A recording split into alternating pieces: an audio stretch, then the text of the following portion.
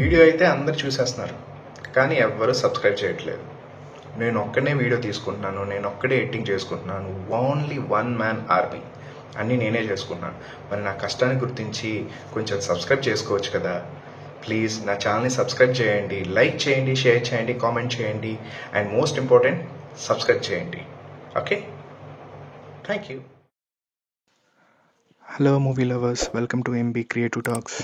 ఈరోజు మన movie review వచ్చేసి ప్రతినిధి 2. సో ఈ ప్రతినిధి 2లో యాక్ట్ చేసింది నారా రోహిత్. అండ్ ఈ మూవీ యొక్క క్రూ మెంబర్, ఒక ప్రముఖ వ్యక్తి దీన్ని డైరెక్ట్ చేయడం జరిగింది. ఆయన ఒక న్యూస్ ఛానల్కి యాంకర్, ఆయన TV5 మూర్తి గారు. సో ఈ మూవీ చూడటం జరిగింది. అయితే ఈ మూవీలో నాకు చూసిన దాని తర్వాత నాకు ఎక్కడ రియాలిటీ అనేది ఎక్కడ కనిపించలేదు. సో ఇది ఒక పార్టీ బేస్ చేసుకొని తీశారని నాకు అర్థమైంది. సో మీరు మూవీ చూస్తే మీకు అర్థమవుతుంది. మూవీ ఏంటంటే ఒక సీఎం, ఒక నిజాయితీ గల సీఎం, ఒక కొడుకు ఉంటాడు. సో ఆ సీఎం తాలూకా పార్టీలో ఉన్నటువంటి నాయకులు ఏ విధంగా అవినీతి పరులు ఉన్నారు.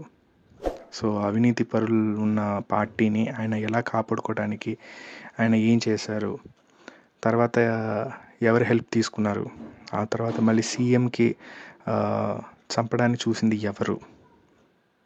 సో మీకు స్టోరీ చెప్తేనే మీకు అర్థమైపోతుంది కాబట్టి సో ఇదే అండి నాకు తెలిసింది. సో యాక్చువల్గా నాకు స్టోరీ చూసినప్పుడు నాకు అర్థమైంది, కొంతమంది పొలిటికల్ లీడర్స్, అంటే ఎవరైతే ఆ పార్టీలో ఉన్నటువంటి వ్యక్తులు, మనం బయట చూసే ఒక పార్టీ లీడర్స్ ఎవరైతే ఉన్నారో వాళ్ళు కొంచెం రిలేట్ చేసుకోవచ్చు. కాకపోతే మనకు కన్ఫ్యూజ్ చేయడానికి చాలా ట్రై చేశారు. ఏవో కొత్తవి పెట్టి, సీన్స్ పెట్టి, ఒక నాయకుడు ఇలా చేశాడు, అలా చేశాడని చెప్పి కొత్తవి చేశారు. అండ్ ఇందులో హీరో క్యారెక్టర్ వచ్చేసి జర్నలిస్ట్ క్యారెక్టర్, మన TV5 మూర్తి గారి క్యారెక్టరు. అంటే ఆయన గురించి ఆయన చెప్పినట్టుంది. అందులో ఒక డైలాగ్ ఉంటుంది, ఉదయ్ భాను గారిదిను నారా రోహిత్ గారిది. న్యూస్ ఛానల్ ఎందుకు మారాడు అంటే ఎంత నిజాయితీగా ఉన్నాడు అనేది ఆయన చెప్పారు. ఇందులో పర్సనల్గా ఆయన గురించి మనకు తెలియదు, కానీ నాకు అర్థమైంది TV5 మూర్తి గారి గురించి ఆయన ఎలివేట్ చేసుకోవడానికో ఆ క్యారెక్టర్ని అలా డెవలప్ చేసి రాసినట్టు నాకు అనిపించింది. సో నాకైతే అనిపించింది. అండ్ సో కొత్తగా అయితే నాకేం అనిపించలేదు. సో ప్రతినిధి, ఆయన ఫస్ట్ నారా రోహిత్ గారి మూవీ ప్రతినిధి, ఆ మూవీ చాలా యూనిక్గా ఉంది. అంటే ఒక చిల్లర గురించి, ఒక చేంజ్ గురించి. సో ఆ మూవీ చాలా బాగుంటుంది ఆ మూవీ చూస్తే.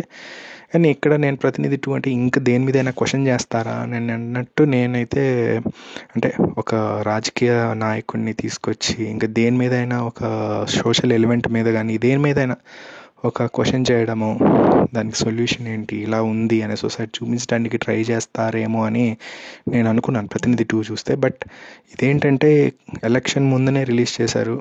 సో నాకు అర్థమైంది, ఆ మూవీ చూసినా నాకు అర్థమైంది ఎందుకు ఎలక్షన్ ముందు రిలీజ్ చేశారని అన్నది. సో దీనికి సీక్వెల్గా ప్రతినిధి 3 ఉంటుందని చెప్పారు. ఇక్కడ ఏంటంటే సీఎం చాలా మంచిగా చూపించాడు. లాస్ట్కి సీఎం అవడానికి ఆయన ఏం చేశాడు అనే దాన్ని కూడా ప్రతినిధి 2లో చూపిస్తా అన్నట్టు చెప్పారు. అంటే ఇక్కడ మీకు అర్థమైంది, స్టోరీ చెప్పాను. సో అంత మంచి సీఎం కూడా ఏదో ఒక మచ్చ ఉంటుంది అని అన్నట్టు ప్రతినిధి 3లో చూపిస్తాం అన్నట్టు చెప్పారు. సో నాకైతే ఇది కొత్త యూనిక్ స్టోరీ అని కాదు, ఇది పొలిటికల్ పార్టీకి బేస్ చేసి తీసినారని నాకు అది ఎవరు చూసిన వాడికి ఎవరికైనా అర్థమైపోయింది. పిచ్చోళ్ళు అయితే ఎవరు లేరు అనిపించింది.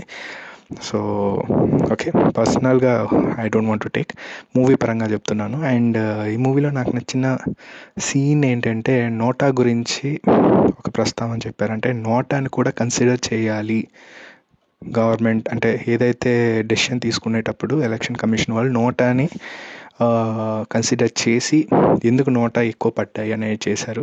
కానీ ఓటు మాత్రం వేయకుండా ఉండొద్దు, ఓటు అయితే ప్రతి ఒక్కరు వేయాలి అనేది ఇది నాకు చాలా బాగా నచ్చింది. అండ్ నారా రోహిత్ గారి పెర్ఫార్మెన్స్ అయితే యాజ్ ఇట్ ఈస్ చాలా బాగానే ఉంది. అండ్ నారా రోహిత్ గారి డ్యాన్స్ పరంగా చూస్తే డ్యాన్స్ చేయకుండా ఒక సాంగ్స్ లేని ఇలాంటి ఒక ఎక్స్పెరిమెంటల్ ఫిల్మ్స్ చేస్తే ఆయనకి చాలా బాగుంటుంది నారా రోహిత్ గారికి. సో ఆయన ఎక్స్పెరిమెంట్ ఫిల్మ్స్కి పెట్టిన పేరని చెప్పొచ్చు ప్రతినిధి చూసిన దగ్గర నుండి. ఆయన చేసిన చాలా మూవీస్ కూడా ఎక్స్పెరిమెంటల్స్ ఉన్నాయి. రౌడీ ఫెలో అని చెప్పి చాలా సినిమాలు చేశారు ఆయన. So this is my review. So ఈ మూవీకి ఇది నా క్రిటిక్ రివ్యూ. సో నేను ఈ మూవీకి నేను ఇచ్చే రివ్యూ ఎంత అంటే